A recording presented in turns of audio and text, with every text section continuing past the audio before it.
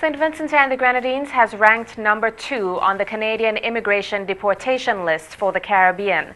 60 people held in detention by Canadian immigration enforcement officials have been waiting to be deported for more than a year now. They are among 585 individuals currently in immigration cells as of November 8th, rare up-to-date figures obtained from the Canada Border Services Agency.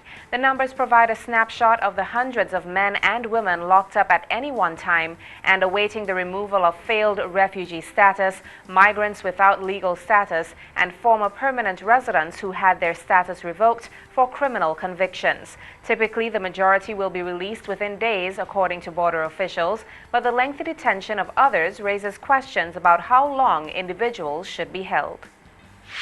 The Vincentian Society for the Prevention of Cruelty to Animals, the SPCA, is having their 3rd annual Christmas fundraiser this Sunday, 8th December, at Beachcombers Hotel in Villa from noon to 5 p.m.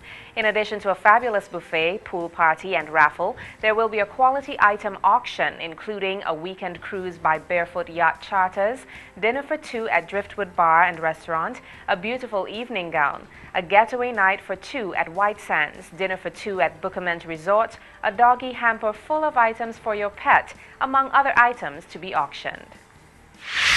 Prime Minister and Minister of Maritime Affairs Dr. Ralph Gonsalves has announced that abandoned boats at the Carenage Harbour or Canache Bay are expected to be removed by June 30th of 2014.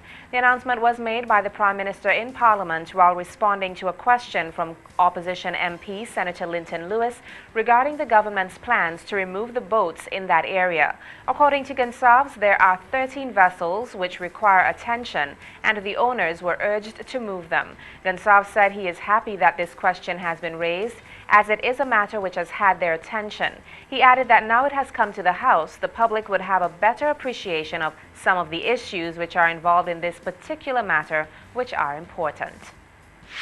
Though civil recovery is new to the Caribbean, it has been used as a tool against fighting serious crimes in the international community. This is according to Prime Minister Gonsalves speaking on the passing of yet another crime-fighting bill in Parliament for this week, this one being the Proceeds of Crime Bill. The bill was passed unanimously by all members of Parliament. Gonsalves said the U.S. has had civil forfeiture since the 1970s, and it has been upheld as constitutional. He added that depriving criminals of ill-gotten gains will send a strong message to them that criminal activities will not be tolerated in this country.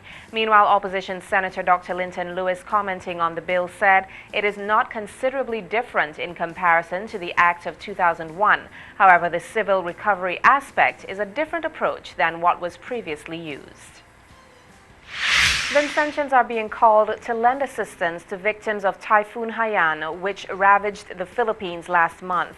President of the SVG Red Cross Society, Mr. Bernard Morgan, said everyone should join in this worthy humanitarian effort as they seek to raise funds to aid persons affected by the disaster.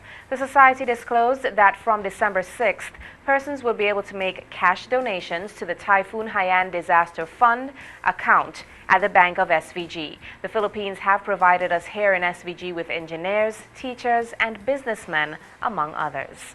We'll be back with more local stories after this.